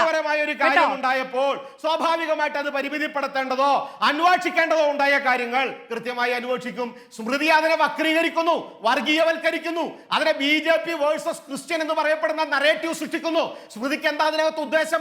കോൺഗ്രസിന് കൊയ്യാൻ വേണ്ടി വിത്ത് വാങ്ങി കൊടുക്കാൻ നിങ്ങൾ CPM-ന് കൊയ്യാൻ പറ്റില്ലേ? CPM-ന് കൊയ്യാൻ പറ്റില്ലേ? ഇന്ന് ഇടതുപക്ഷ MP-മാരാണല്ലോ പാർലമെന്റ് മുന്നിൽ പ്രതിഷേധിച്ചത്, അവർക്ക് കൊയ്യാൻ പറ്റില്ലേ? ഏതാ കോൺഗ്രസിന് കൊയ്യാന്ന് പറയുന്നത്? അല്ലല്ല, ഉല്ലാസ് ബാബുവിന് എന്താണ് ആ പ്രശ്നം? ഇവിടെ ഇരിക്കുന്നത് CPയുടെ MP അല്ലേ? ഇടതുപക്ഷ MP-മാരല്ലേ പാർലമെന്റ് പുറത്ത് പ്രതിഷേധിച്ചത്? ഇടതുപക്ഷ MP-മാരുടെ പ്രതികരണമല്ലേ ആദ്യം ശക്തമായി ഉയർന്നത്? അതെന്താ അവർക്ക് കൊയ്യണ്ടേ? താങ്കൾക്ക് എന്തൊരു കോൺഗ്രസ് കൊയ്യലതിനിടയ്ക്ക്? ശരി, ഞാൻ ചർച്ചയിൽ ഇടവേളയിലേക്ക് പോകുന്നതിന് മുമ്പ് ഉല്ലാസ് ബാബു ഒന്ന് കേൾക്കും. മറ്റൊരു പ്രധാനപ്പെട്ട വാർത്തയിലേക്ക് ഒന്ന് പോവുകയാണ്. ADGP MR അജിത് കുമാറിനെതിരെ നടപടി ഉണ്ടായിരിക്കുന്നു. അജിത് കുമാറിനെ പോലീസിൽ നിന്നും മാറ്റി എക്സൈസ് കമ്മീഷണറായി നിയമിച്ചുകൊണ്ടുള്ള ഉത്തരവ് വരികയാണ്. റോഷിബാൽ വിവരങ്ങളുമായി. റോഷിബാൽ, അച്ചടക്ക നടപടി എന്ന് വേണ്ടേ ഇതിനെ കാണാൻ? അജിത് കുമാറിനെ പോലീസിൽ നിന്ന് മാറ്റുകയാണ്. സ്മൃതി, അങ്ങനെ വിലയിരുത്തേണ്ടി വരും. കാരണം സായുധ പോലീസ് സേനയുടെ മേധാവി പദവിയിൽ നിന്നാണ് ഇപ്പോൾ MR അജിത് കുമാർ ADGP-യെ എക്സൈസിലേക്ക് മാറ്റിയിരിക്കുന്നത്. പോലീസിൽ നിന്നും പൂർണ്ണമായും MR അജിത് കുമാറിനെ മാറ്റിക്കഴിഞ്ഞു. ഏറെ വിവാദങ്ങൾ ഉണ്ടായിട്ടും സർക്കാർ ഒരു ഘട്ടത്തിൽ പോലും MR അജിത് കുമാറിനെ മാറ്റാൻ തയ്യാറായിരുന്നില്ല. ഒടുവിൽ ശബരിമലയിലേക്ക് ട്രാക്ടർ യാത്ര നടത്തിയ സാഹചര്യം, അതിൽ ഹൈക്കോടതി ശക്തമായ വിമർശനം ഉയർത്തിയ പശ്ചാത്തലം കൂടിയുണ്ട്. പോലീസ് മേധാവി റവാഡ ചന്ദ്രശേഖരന്റെ റിപ്പോർട്ടിന്റെ അടിസ്ഥാനത്തിലാണ് സർക്കാർ ഇപ്പോൾ ADGP MR അജിത് കുമാറിനെ എക്സൈസ് മേധാവിയായി നിയമിക്കാൻ തീരുമാനിച്ചിരിക്കുന്നത്. നിലവിലുണ്ടായിരുന്ന മഹിപാൽ യാദവ് എക്സൈസ് കമ്മീഷണർ അവധിയിലാണ്. ഈ ഒരു സാഹചര്യത്തിലാണ് എക്സൈസ് മേധാവി പദവിയിലേക്ക് ADGP MR അജിത് കുമാർ എത്തുന്നത്. ഏതായാലും നിർണായക നീക്കമാണ്. കാരണം അടുത്ത മാസം ആദ്യവാരം ഹൈക്കോടതി വീണ്ടും ഈ വിവാദ ട്രാക്ടർ യാത്രാ ഹർജി പരിഗണിക്കുന്നുണ്ട്. ആ ഘട്ടത്തിൽ ഈ മാറ്റം അത് സർക്കാർ റിപ്പോർട്ട് ചെയ്യേണ്ടതുണ്ട്. അങ്ങനെ എന്തെങ്കിലും തരത്തിൽ ഒരു നടപടി എടുത്തെന്ന് സർക്കാർ ഹൈക്കോടതിയെ ബോധ്യപ്പെടുത്തിയില്ലെങ്കിൽ അത് കൂടുതൽ വിമർശനം സർക്കാരിനെതിരെ ഹൈക്കോടതിയുടെ ഭാഗത്ത് വരാൻ ഇടയാക്കുമെന്ന വിലയിരുത്തൽ കൂടിയുണ്ട്. ഹൈക്കോടതിയിൽ നിന്നും അജിത് കുമാറിനെതിരെ അതിരൂക്ഷമായ വിമർശനങ്ങൾ ഉണ്ടായിരുന്നു. പക്ഷേ ഈ കേസിൽ FIR ഇടുമ്പോഴും അജിത് കുമാറിനെതിരെ എല്ലാ ട്രാക്ടർ ഓടിച്ച പോലീസുകാരനെതിരെയാണ്, അദ്ദേഹത്തിന്റെ പേര് മാത്രമാണ് ഈ FIR-ൽ ഉണ്ടായിരുന്നത്. ഈ കോടതിയിൽ നിന്നുള്ള വിമർശനത്തിന് മറുപടി പറയേണ്ട ഘട്ടം വന്നു. ഇത് തീരുമാനം മുഖ്യമന്ത്രിക്ക് എടുക്കേണ്ട ഘട്ടം വന്നപ്പോഴാണ് ഇപ്പോൾ ഒരു തീരുമാനത്തിലേക്ക് വന്നത് എന്നല്ലേ മനസ്സിലാക്കേണ്ടത്? ഉത്തരവിറങ്ങി കഴിഞ്ഞു അല്ലേ? സ്മൃതി, ഇറങ്ങിക്കഴിഞ്ഞു. ഒന്ന്, സർക്കാരിന് മേലെ ശക്തമായ സമ്മർദ്ദമാണ്. കാരണം ADGP MR അജിത് കുമാർ നിയമം ലംഘിച്ചത് ഹൈക്കോടതി നിരീക്ഷിച്ചു. മാത്രവുമല്ല, പോലീസ് മേധാവി സർക്കാരിന് സമർപ്പിച്ച റിപ്പോർട്ടിൽ കൃത്യമായി പറയുന്നുണ്ട്, ശബരിമലയിലെ ഹൈക്കോടതി ഉത്തരവ്, ആ ഉത്തരവിന്റെ ലംഘനമാണ് ട്രാക്ടർ യാത്ര. മാത്രവുമല്ല, സന്നിധാനത്ത് VVIP ദർശനം ഏതാണ്ട് 5 മിനിറ്റിലേറെ. ഇത്തരം ചട്ടലംഘനങ്ങൾ കൃത്യമായി നടത്തിയ ആൾ നേരത്തെ സ്പെഷ്യൽ പോലീസ് ഓഫീസറായി ശബരിമലയിൽ ഉണ്ടായിരുന്നതാണ്. അതുകൊണ്ട് തന്നെ ഇതിനെക്കുറിച്ച് കൃത്യമായ ബോധ്യമുണ്ട്. അതുകൊണ്ട് മാതൃകാപരമായ നടപടി എടുക്കണമെന്ന നിർദ്ദേശമായിരുന്നു, അങ്ങനെ ഒരു ശുപാർശയായിരുന്നു പോലീസ് മേധാവി റവണ ചന്ദ്രശേഖർ നൽകിയത്. അത് പരിഗണിച്ചതിനെയാണ് സർക്കാർ ഇങ്ങനെ നടപടിയിലേക്ക് കടക്കുന്നത്. കാരണം ഹൈക്കോടതി ഇനി ഈ ഹർജി പരിഗണിക്കുമ്പോൾ സർക്കാർ എന്തു ചെയ്തെന്ന ചോദ്യം സ്വാഭാവികമായും ഹൈക്കോടതിയുടെ ഭാഗത്തുണ്ടാവും. ആ ഘട്ടത്തിൽ ഇങ്ങനെ ഒരു മാറ്റം പോലീസ് സേനയിൽ നിന്നും പൂർണ്ണമായും എം.ആർ. അജിത്കുമാറിനെ മാറ്റിയെന്ന റിപ്പോർട്ട് അവിടെ എത്തും. സ്വാഭാവികമായും എക്സൈസിലേക്ക് പോവുകയാണ് ഇനി എം.ആർ. അജിത്കുമാറിനെതിരെ നിലവിൽ തന്നെ തൃശൂർ പൂരവുമായി ബന്ധപ്പെട്ട വിഷയത്തിൽ മുൻ പോലീസ് മേധാവി നടപടി ശുപാർശ നൽകിയിട്ടുണ്ട്. അത് ഷെയ്ഖ് ദർവേഷ് സാഹിബ് വിരമിക്കുന്ന മുമ്പ് തന്നെ അങ്ങനെ ഒരു റിപ്പോർട്ട് അവിടെ നൽകിയിട്ടുണ്ട്. അങ്ങനെ രണ്ടാമത്തെ റിപ്പോർട്ടിലാണ് ഇപ്പോൾ ഇങ്ങനെ ഒരു മാറ്റം, അത് പോലീസ് സേനയിൽ നിന്ന് തന്നെ പൂർണ്ണമായും മാറ്റിക്കൊണ്ടുള്ള ഒരു നടപടിയിലേക്ക് സർക്കാർ കടന്നിരിക്കുന്നത്. ശരി, അജിത് കുമാറിനെതിരെ നടപടി ഉണ്ടായിരിക്കുന്നു. ട്രാക്ടർ യാത്രയിൽ അജിത് കുമാറിന്റെ സ്ഥാനം തെറിച്ചിരിക്കുകയാണ്. പോലീസിൽ നിന്നും മാറ്റി എക്സൈസിലേക്ക് മാറ്റിക്കൊണ്ടുള്ള ഉത്തരവ് ഇറങ്ങിയിരിക്കുകയാണ്. ഫാദർ ടോം ഒലിക്കരോട്ട്, സഭയുമായി ഒരു പ്രശ്നവുമില്ല എന്ന് പറയുന്നു. സഭയുമായി പ്രശ്നമില്ല എന്ന് പറയുമ്പോൾ സഭ ഒരു പ്രശ്നത്തിന് പോയതല്ല, സഭയ്ക്ക് സഭയുടെ പ്രവർത്തനങ്ങളുമായി മുന്നോട്ട് പോകാൻ പറ്റാത്ത സ്ഥിതിയെക്കുറിച്ചാണ് നമ്മളിവിടെ ചർച്ച ചെയ്യുന്നത്. ഇത് ഊതിപ്പെരുപ്പിച്ചൊരു കഥയായിട്ടാണ് BJP പ്രതിനിധി പറയുന്നത്. എന്താണ് മറുപടി? ശ്രീമതി സ്മൃതി, ആദ്യമേ തന്നെ പറയാനുള്ളത് കത്തോലിക്ക സഭയ്ക്ക് ഒരൊറ്റ രാഷ്ട്രീയമേ ഉള്ളൂ. അത് ഞങ്ങൾ വിശ്വസിക്കുന്ന ബൈബിളിൻ്റെ ദൈവരാജ്യത്തിൻ്റെ ഒരു രാഷ്ട്രീയമാണ്. ആ രാഷ്ട്രീയം ഈ നാട്ടിലെ പാവപ്പെട്ട മനുഷ്യരുടെ കൂടെ ചേർന്ന് നിൽക്കുക, അശരണരായ മനുഷ്യരുടെ കൂടെ ചേർന്ന് നിൽക്കുക എന്നുള്ള ഒരൊറ്റ രാഷ്ട്രീയമാണ് സഭയ്ക്കുള്ളത്.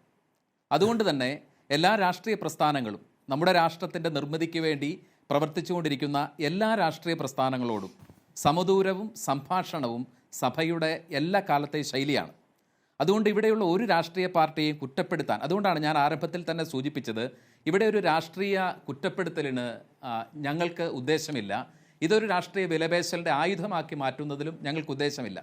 ഞാൻ രണ്ട് കാര്യങ്ങൾ വളരെ പെട്ടെന്ന് സൂചിപ്പിക്കട്ടെ. ഒന്നാമത്, കഴിഞ്ഞ കുറേ വർഷങ്ങളായി നമ്മുടെ നാട്ടിൽ വളർന്നു വരുന്ന, നമ്മുടെ പൊതുബോധത്തെ ഭരിക്കുന്ന ഒരു നുണയുണ്ട്. അത് ഈ നോർത്ത് ഇന്ത്യയിലെ വിദൂര ഗ്രാമങ്ങളിൽ ജോലി ചെയ്യുന്ന മിഷണറിമാർ, സിസ്റ്റേഴ്സ്, അവർ മതം മാറ്റാൻ വേണ്ടിയിട്ടാണ് ഈ പ്രവർത്തനത്തിൽ ഏർപ്പെടുന്നത് എന്നുള്ളൊരു നുണ നമ്മളെ വല്ലാതെ ബാധിക്കുന്നുണ്ട്. ഞാൻ ഏറ്റവും അടുത്ത ഒരു ഉദാഹരണം പറഞ്ഞാൽ, എല്ലാ പോലീസ് റെക്കോർഡുകളിലും അതുപോലെ തന്നെ ഗവൺമെൻറ് രേഖകളിലും, സുപ്രീം കോടതിയുടെ രേഖകളിൽ പോലും ഗോവിന്ദസ്വാമി എന്ന് പേരുള്ള ഒരാൾ മലയാള മാധ്യമങ്ങളുടെ ഗോവിന്ദച്ചാമി ചാർലി തോമസ് ആയിട്ട് ചില മാധ്യമങ്ങൾക്ക് മാത്രം മാറുന്നു. അതൊരു ഗിമ്മിക്കാണ്. ആ സൂത്രത്തിൻ്റെ ലക്ഷ്യം ഇവിടെ പറഞ്ഞുകൊണ്ടേയിരിക്കുന്ന ആ നുണ സ്ഥാപിച്ചെടുക്കുകയാണ്. എന്താണ്? ഇവിടെ മതമാറ്റം നടത്തിക്കൊണ്ടേയിരിക്കുന്നു. ശ്രീമതി സ്മൃതി നല്ല അറിവുള്ള ആളാണല്ലോ. ഇന്ത്യ സ്വാതന്ത്ര്യം കിട്ടുമ്പോൾ ക്രിസ്ത്യാനികളുടെ എണ്ണം 2.3%. കഴിഞ്ഞ 7 പതിറ്റാണ്ട് കൊണ്ട് മതം മാറ്റി ഏറ്റവും അടുത്ത സെൻസസിൽ പറയുകയാണ് അത് 2.1% പോലുമില്ല. അപ്പോൾ ഈ നുണ നിർബാധം വ്യാഹരിക്കുക, സാധാരണ മനുഷ്യരെ, വളരെ ഉത്തരേന്ത്യൻ ഗ്രാമങ്ങളിലെ നിരക്ഷരായ മനുഷ്യരെ അവരുടെ വൈകാരികത ആളിക്കത്തിച്ച് ക്രൈസ്തവ സമൂഹത്തിനും സന്യസ്തർക്കും നേരെ ഒരു സ്പർദ്ധയോടെ നോക്കാൻ തക്കവിധം ചില ആളുകൾ അതിൽ വ്യഗ്രതയോടെ പണിയെടുക്കുന്നുണ്ട്. എനിക്ക് പറയാനുള്ളത്, BJP അടക്കമുള്ള രാഷ്ട്രീയ പ്രസ്ഥാനങ്ങൾ ഉത്തരവാദിത്തത്തോടുകൂടി അത്തരം നുണയുടെ കച്ചവടക്കാർക്കെതിരെ കരുതലുണ്ടാവണം, നിങ്ങളുടെ ഒരു നിയന്ത്രണം ഉണ്ടാവണം എന്നുള്ളതാണ്. ഞാൻ ആരംഭത്തിൽ സൂചിപ്പിച്ചു, എല്ലാ രാഷ്ട്രീയ പാർട്ടികളോടും സഭ ഒരു സംഭാഷണത്തിനാണ് ആഗ്രഹിക്കുന്നത്. അങ്ങനെയാകുമ്പോൾ ഈ പ്രശ്നത്തിൽ ഇന്ത്യ ഭരിക്കുന്ന രാഷ്ട്രീയ പാർട്ടി എന്ന നിലയിൽ BJPയുടെ ഉന്നത നേതാക്കന്മാരും ഒക്കെ ആയിട്ട് സഭാ നേതൃത്വം സംസാരിച്ചിട്ടുണ്ട്, ആശയവിനിമയം നടത്തിയിട്ടുണ്ട്. ഇനിയും ഒരു തുറന്ന സംഭാഷണത്തിനുള്ള സാധ്യതകളെ ഞങ്ങൾ അന്വേഷിക്കുന്നുണ്ട്. നേരത്തെ സംസാരിച്ചിട്ടുണ്ട്, പ്രധാനമന്ത്രി വിരുന്നു നൽകിയിട്ടുണ്ട്, അവിടെ നിങ്ങളുടെ ആശങ്കകൾ നേരത്തെ അറിയിച്ചിട്ടുമുണ്ട്. പക്ഷേ ഈ കന്യാസ്ത്രീകൾ ഇപ്പോൾ അറസ്റ്റിലായ ശേഷമുള്ള സംഭവവികാസങ്ങളിൽ നിങ്ങൾക്ക് കേന്ദ്ര നേതൃത്വവുമായി, കേന്ദ്ര സർക്കാരുമായി സംസാരിക്കാൻ സാധിച്ചിട്ടുണ്ടോ? തീർച്ചയായിട്ടും കേന്ദ്ര നമ്മുടെ ഭാരതത്തിലെ കത്തോലിക്ക സഭയുടെ പരമോന്നതമായ സമിതി CBSI എന്ന് പറയുന്ന സമിതിയുടെ അധ്യക്ഷൻ ആർച്ച് ബിഷപ്പ് ആൻഡ്രൂസ് താഴത്ത്, അദ്ദേഹം ഇന്ന് രാവിലെ കൂടി ഉച്ചയ്ക്ക് കൂടി അത് കൺഫേം ചെയ്ത കാര്യമാണ്. കേന്ദ്ര ഗവൺമെൻറ്റുമായിട്ട്, പ്രധാനമന്ത്രിയുടെ ഓഫീസുമായിട്ട്, അതുപോലെ തന്നെ BJPയുടെ നേതൃത്വവുമായിട്ട് ഈ ഒരു വിഷയം നിരന്തരമായി സംസാരിച്ചിട്ടുണ്ട്. ഈ ദിവസം തന്നെ ഈ വിഷയം ഉന്നയിച്ചിട്ടുണ്ട്. അതുപോലെ തന്നെ കേരളത്തിൻ്റെ BJPയുടെ അധ്യക്ഷൻ രാജീവ് ചന്ദ്രശേഖരോട് ഈ വിഷയം സംസാരിച്ചിട്ടുണ്ട്. നമ്മളിവിടെ ഒരു രാഷ്ട്രീയ പാർട്ടിയോട് ശത്രുതയ്ക്കല്ല, ഒരു സംഭാഷണത്തിലുള്ള സാധ്യത നോക്കുന്നു. ഇനി നിങ്ങളുടെ അനുഭവം, നിങ്ങൾക്ക് പ്രവർത്തിക്കാൻ പറ്റാത്ത രീതിയിൽ ഉള്ള ഒരു സാഹചര്യം സൃഷ്ടിക്കപ്പെടുമ്പോൾ അതിനെ നമുക്ക് ചോദ്യം ചെയ്യേണ്ടതുണ്ട്. അതിൽ ആ രാഷ്ട്രീയ പാർട്ടിയുമായി ഒരു വൈരമുണ്ടാക്കുകയോ രാഷ്ട്രീയ തീർച്ചയായിട്ടും. പ്രതികരണം നടത്തുകയല്ല. നിങ്ങളുടെ അനുഭവം നിങ്ങൾ ഉറച്ചു പറയുക എന്നുള്ളതാണ്. അവിടെ പക്ഷേ നിങ്ങൾ അത് ചെയ്യുന്നുണ്ടോ എന്ന് ചോദ്യം ചോദിച്ചത് ഇന്ന് മന്ത്രി വി സ്മൃതി, ശിവൻകുട്ടിയാണ്. ഞാൻ ഒരു അതിലേക്കാണ് മിനിറ്റ്. അതുകൂടി പറയാം. മന്ത്രി ശിവൻകുട്ടി എന്ന് പറയുന്നു, നിങ്ങൾ മുഖപ്രസംഗം എഴുതി അരമനയിൽ കയറി ഒതുങ്ങിയിരുന്നാൽ പരിഹാരമാകുമോ? പരാതി പറയാനുള്ള ധൈര്യമുണ്ടോ എന്നാണ് അദ്ദേഹം ചോദിക്കുന്നത്. ഞാൻ ആദ്യം പറഞ്ഞതിന് മറുപടി പറഞ്ഞിട്ട് പോരെ അടുത്ത പറയൂ, ഇതിലേക്ക് പറയൂ, വരുന്നത്, പറയൂ. അതോ അത് അത്രയും മറുപടി മതിയോ? അല്ല, പറയൂ. ഓക്കെ, അപ്പം ഞാൻ പറഞ്ഞു വന്നത് ഈ ഒരു നുണയ്ക്ക് ഒരു അവസാനം ഉണ്ടാക്കാനുള്ള ഇച്ഛാശക്തി ഉണ്ടാവണം. അപ്പം ഞാൻ ഇത്രയും കാലം നമ്മൾ വിചാരിക്കുന്നത് BJPക്ക് ഈ ഒരു കാര്യത്തിൽ ഇന്ത്യയിലെ ന്യൂനപക്ഷങ്ങളോട് താല്പര്യമുണ്ടെന്നാണ് അവർ പറയുന്നത്. കേരളത്തിൽ അവർ അങ്ങനെയാണ് നമ്മളോട് സംസാരിക്കുന്നത്. അപ്പോൾ ശ്രീ ഉല്ലാസ് ബാബു ഇവിടെ ഈ ബജ്രംഗ് ദളിനെ ന്യായീകരിക്കുന്നത് കണ്ടപ്പോൾ എനിക്കൊരു ചെറിയ സംശയം. ഇത് താലിബാനെ ഈ കേരളത്തിലെ മുസ്ലിം ലീഗ് ന്യായീകരിക്കാൻ പോയാൽ ഉണ്ടാവുന്ന പോലെയാണ് എനിക്ക് തോന്നുന്നത്. കാരണം ബജ്രംഗ് ദൾ വളരെ തീവ്രമായി പെരുമാറിക്കൊണ്ടിരിക്കുന്ന ഒരു സംഘടനയാണ്. അവരവിടെ ജീവിക്കാൻ സമ്മതിക്കാത്ത വിധത്തിൽ ഈ പാവപ്പെട്ട കന്യാസ്ത്രീമാരെ തടഞ്ഞു വെച്ചിരിക്കുകയാണ്. ബജ്രംഗ് ദൾ ആരാണ് ഇന്ത്യൻ പൗരന്റെ സഞ്ചാര സ്വാതന്ത്ര്യം തടസ്സപ്പെടുത്താനും അവരുടെ ആധാർ കാർഡ് ചോദിക്കാനും ബജ്രംഗ് ദളിന് എന്ത് അധികാരമാണുള്ളത്? അവരെ ചുമതലപ്പെടുത്തിയെന്ന മട്ടിലാണല്ലോ ഇപ്പോൾ ഛത്തീസ്ഗഡ് മുഖ്യമന്ത്രിയും അത് പറയുന്നത്. ഫാദർ, അതിനോടുകൂടി പ്രതികരിക്കൂ. ഛത്തീസ്ഗഡ് മുഖ്യമന്ത്രിയുടെ പ്രതികരണം അങ്ങനെയാണ്. ഞാൻ ഫാദറിനോടാണ് ചോദിക്കുന്നത്. താങ്കളിലേക്ക് വരാം. ഫാദർ ടോമിനോടാണ് ചോദ്യം. അല്ല, ബജ്രംഗ് ദളിനെ ഞാൻ അംഗീകരിച്ചിട്ടുണ്ടോ? ഞാൻ ഛത്തീസ്ഗഡ് മുഖ്യമന്ത്രിയുടെ കാര്യമാണ് പറഞ്ഞത്. താങ്കൾ ബജ്രംഗ് ദൾ പ്രവർത്തകരെ പറ്റിയിട്ടുള്ള ചോദ്യത്തിന് മറുപടിയെ പറഞ്ഞിട്ടില്ല എന്നുള്ളതാണ് അതിനുള്ള മറുപടി. ശരി ഫാദർ, ഒന്ന് പൂർത്തിയാക്കൂ.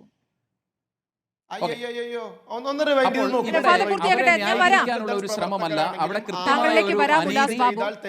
നിയമലംഘനം നടന്നിട്ടുണ്ട്. ആ നിയമലംഘനത്തിന് ഒരു രാഷ്ട്രീയ സംഭാഷണമോ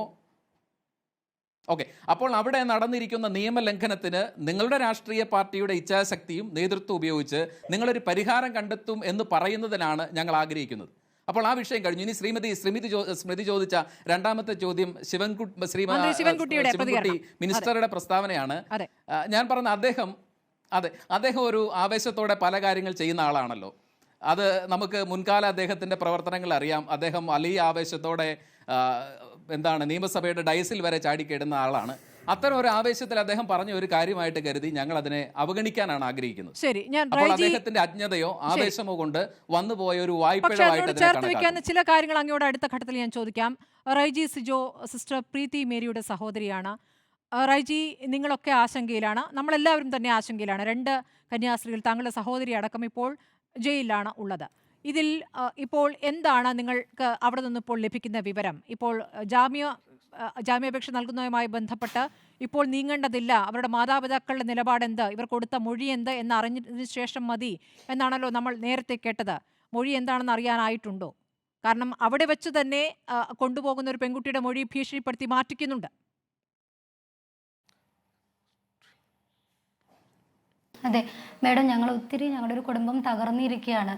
കാരണം ഇങ്ങനെയൊരു ഇൻസിഡൻറ്റ് ഞങ്ങളുടെ ഒരു ഫാമിലിയിൽ ഉണ്ടാകുമെന്ന് ഞങ്ങൾ ഒരിക്കലും പ്രതീക്ഷിച്ചിട്ടില്ല. പണ്ടൊക്കെ നമ്മളിങ്ങനെ കേട്ടിട്ടുണ്ട്, ഈ അടുത്ത കാലത്ത് സിസ്റ്റർ വരുമ്പോൾ, ചേച്ചി ഞങ്ങളുടെ വീട്ടിൽ വരുമ്പോൾ ഞങ്ങൾക്ക് ഇങ്ങനെ കാണിച്ചു തന്നിട്ടുണ്ട്. ഇങ്ങനെ സിസ്റ്റേഴ്സിനും അതുപോലെ അച്ഛന്മാരൊക്കെ ഒക്കെ നേരിടുന്ന പ്രശ്നങ്ങൾ ഞങ്ങൾ കണ്ടിട്ടുണ്ട്. പക്ഷെ ഇങ്ങനെ ഒരു ഇൻസിഡന്റ് ഉണ്ടാകുമെന്ന് പ്രതീക്ഷിച്ചില്ല. കാരണം ഇതിന് തൊട്ട് മുമ്പ് അവിടെ ഒരു പള്ളി ആക്രമിക്കപ്പെട്ടു. ആ സമയത്ത് ആശുപത്രിയിലൊക്കെ സിസ്റ്റർമാരെ പൂട്ടിയിട്ടു എന്നടക്കമുള്ള കാര്യങ്ങൾ അവിടെ നിന്ന് നേരത്തെ പ്രതികരണമായിട്ട് വന്നിട്ടുണ്ടായിരുന്നു. അവിടെ പ്രവർത്തിക്കാൻ എത്രത്തോളം ബുദ്ധിമുട്ടായിരുന്നു? കാരണം വർഷങ്ങളായി 60 വർഷത്തോളമൊക്കെ പ്രവർത്തിക്കുന്ന സന്യാസിനിമാരാണ്. അതെ, അവിടെ സിസ്റ്റർ ഏച്ചി ഇപ്പോൾ ഒരു 30 വർഷമായിട്ട് നോർത്ത് ഇന്ത്യയിൽ പ്രവർത്തനം ചെയ്യുന്നതാണ്. സിസ്റ്റർ ഞങ്ങളുടെ ചേച്ചിയാണെങ്കിൽ നേഴ്സാണ്. അതുകൊണ്ട് അവർ ഹോസ്പിറ്റലായിട്ട് ബന്ധപ്പെട്ട മഠങ്ങളിലാണ് ചേച്ചി വർക്ക് ചെയ്യുന്നത്. അപ്പോൾ ഒരു ഹോസ്പിറ്റലിൽ ഇതുവരെ അവർക്കൊരു പ്രശ്നം നേരിടേണ്ടി വന്നിട്ടില്ല. ചേച്ചിക്ക് അതുകൊണ്ട് അങ്ങനെ ഒരു ആകുലത ഉണ്ടായിട്ടില്ല. പക്ഷേ മറ്റുള്ളവർക്ക് നേരിടുന്നത് കാണുമ്പോൾ ചേച്ചിക്ക് ഒത്തിരി ടെൻഷൻ ഉണ്ടായിരുന്നു. വീട്ടിൽ വരുമ്പോഴാണെന്നുണ്ടെങ്കിലും ഞങ്ങൾക്ക് വീഡിയോകൾ കാണിച്ചു തരുമായിരുന്നു. എന്നിട്ട് പറയുമായിരുന്നു, പണ്ടത്തെ അതൊന്നും സ്വാതന്ത്ര്യമില്ല ഞങ്ങൾക്ക് അവിടെ പുറത്തിറങ്ങാൻ, പേടിച്ചിട്ട് വേണം പുറത്തിറങ്ങാൻ, ഒത്തിരിയേറെ ഞങ്ങൾ ശ്രദ്ധിക്കേണ്ടിയിരിക്കുന്നു എന്ന് ചേച്ചി ഞങ്ങളുടെ അടുത്ത് സൂചിപ്പിച്ചിരുന്നു. പക്ഷെ ഇത് ഇത്രയും രൂക്ഷമായിട്ടുള്ളൊരു പ്രശ്നമാണെന്ന് ഒരിക്കലും ഞങ്ങൾക്ക് തോന്നിയില്ലായിരുന്നു. കാരണം ചേച്ചി ഇങ്ങനെ ക്ലിനിക്കിൽ ഹോസ്പിറ്റലിൽ വർക്ക് ചെയ്തുകൊണ്ട് ചേച്ചി എപ്പോഴും സേഫ് ആയിരുന്നു. വേറെ കാരണം ഒത്തിരി അവിടുത്തെ ആദിവാസികളാണെങ്കിലും ന്യൂനപക്ഷ ആൾക്കാരാണെന്നുണ്ടെങ്കിലാണ് ഇവരുടെ ക്ലിനിക്കിൽ വരുന്നത്. വലിയ വലിയ ഹോസ്പിറ്റലിലൊന്നും പോകാൻ കഴിവില്ലാത്തവരും അധികം പഠിപ്പില്ലാത്തവരൊക്കെയാണ്. ഇവരെ ആശ്രയിച്ചാണ് അവിടുത്തെ ഒരു കൂട്ടം സമൂഹം ജീവിക്കുന്നത്. അവർക്ക് എന്ത് ഹെൽത്തിന് ഇഷ്യൂസ് ഉണ്ടായിരുന്നെങ്കിലും അവർ വരുന്നത് ഇവരെ കാണാനും ഇവരാണ് അവർക്ക് അവരുടെ എല്ലാ കാര്യങ്ങളും നല്ല രീതിയിൽ ചെയ്തു കൊടുത്തുകൊണ്ടിരുന്നതും. റൈജി, ഇപ്പോൾ ഇവരുടെ ക്ലിനിക്കിലും ഇവരുടെ പറഞ്ഞോളൂ, പൂർത്തിയാക്കോളൂ.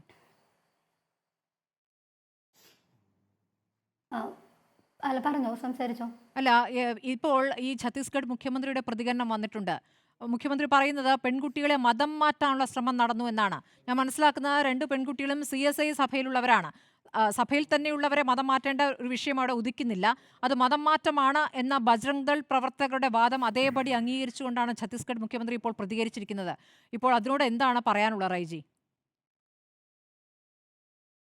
ഒരിക്കലും നമുക്ക് വിശ്വസിക്കാൻ പറ്റില്ല. ഇവരിപ്പോൾ സംസാരിക്കുന്ന ഒരു കാര്യങ്ങൾ കാണുമ്പോൾ കണ്ണടച്ചിട്ട് ഇരുട്ടാണെന്ന് പറഞ്ഞാൽ അത് നമ്മൾ വിശ്വസിക്കണം എന്ന രീതിയിലാണ് ഇവർ സംസാരിക്കുന്നത്. നമ്മളൊരു ജനാധിപത്യ രാഷ്ട്രത്തിലാണ്, ഇന്ത്യയിലാണ് താമസിക്കുന്നത്. നമുക്കറിയാം, നമ്മുടെ ഒരു സിസ്റ്റേഴ്സിൻ്റെ ആണെങ്കിലും മതത്തിൻ്റെ, നമ്മുടെ സന്യാസം ക്രിസ്ത്യൻസിൻ്റെ ഒത്തിരി ഹോസ്പിറ്റലുകളും അതുപോലെ തന്നെ വിദ്യാഭ്യാസ സ്ഥാപനങ്ങളൊക്കെ ഉള്ളതാണ്. അപ്പോൾ അവിടെയൊക്കെ വരുന്നവരെ നമ്മൾ മതം മാറ്റാനിരുന്നാൽ എന്താ പറയുന്നത്? അവർ പറയുന്നത് അല്ലെ, ഒരു കൊച്ചുകുട്ടിക്ക് പോലും മനസ്സിലാക്കുന്ന കാര്യങ്ങളാണ്. ഓൾറെഡി അവിടെ വന്നിരുന്ന ആ കുട്ടികളും അവരുടെ പേരൻസും ക്രിസ്ത്യൻസ് ആണ്. പിന്നെ അവരുടെ ആധാർ കാർഡ് കൺസെന്റ് ഒക്കെ അവർ കാണിച്ചു.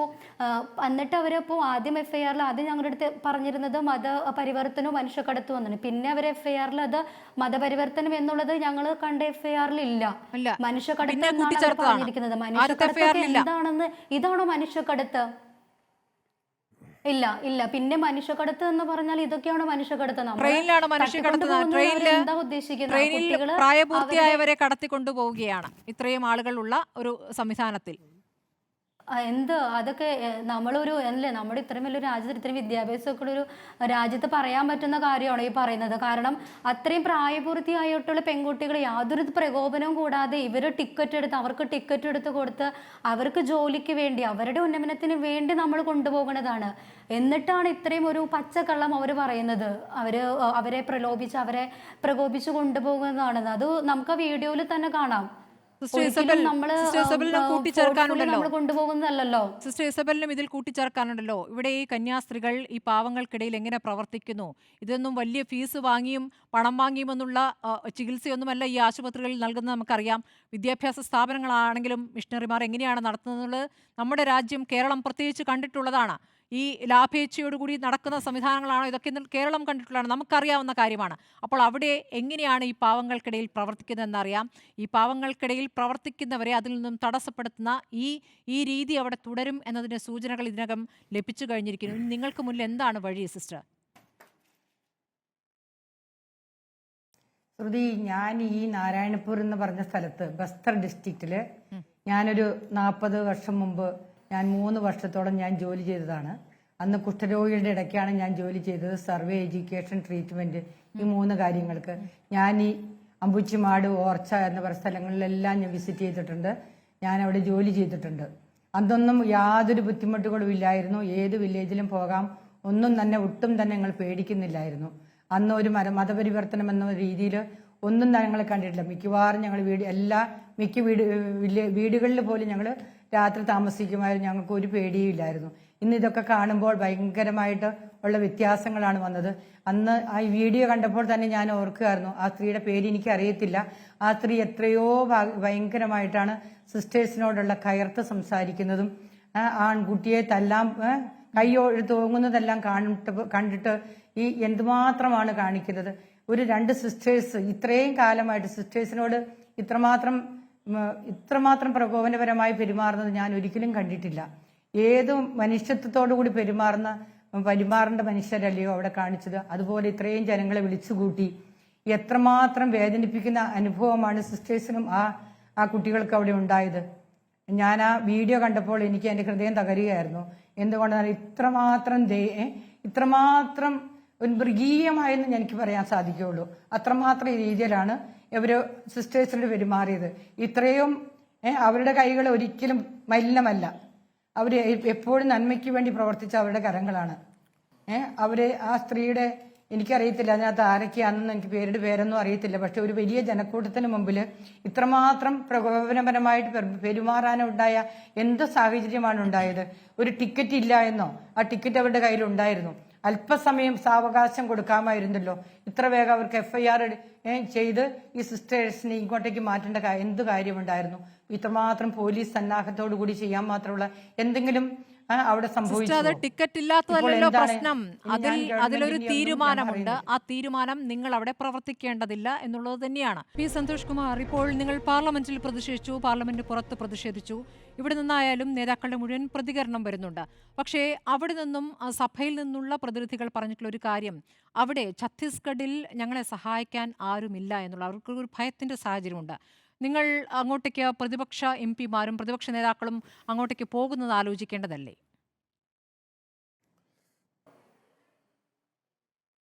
അല്ല, ഞാൻ ഇപ്പം അതൊക്കെ പറയുന്നതിന് മുൻപ് ഇപ്പം ഞാൻ ഈ ചർച്ചയിൽ നിങ്ങളോട് രാവിലെ വിളിച്ച് പങ്കെടുക്കണമെന്ന് പറഞ്ഞതുകൊണ്ട് എനിക്ക് ഇരിക്കാതെ വയ്യല്ലോ. ഞാൻ ഒരു പ്രധാനപ്പെട്ട കാര്യം പറയാൻ ആഗ്രഹിക്കുന്നത്, ഈ കാത്തലിക് ബിഷപ്പ് കോൺഫറൻസ് എന്ന് പറയുന്ന ഓഫ് ഇന്ത്യ എന്ന് പറയുന്ന ഒരു പ്രധാനപ്പെട്ട സ്ഥാപനമുണ്ട്, ഒരു സംവിധാനമുണ്ട്.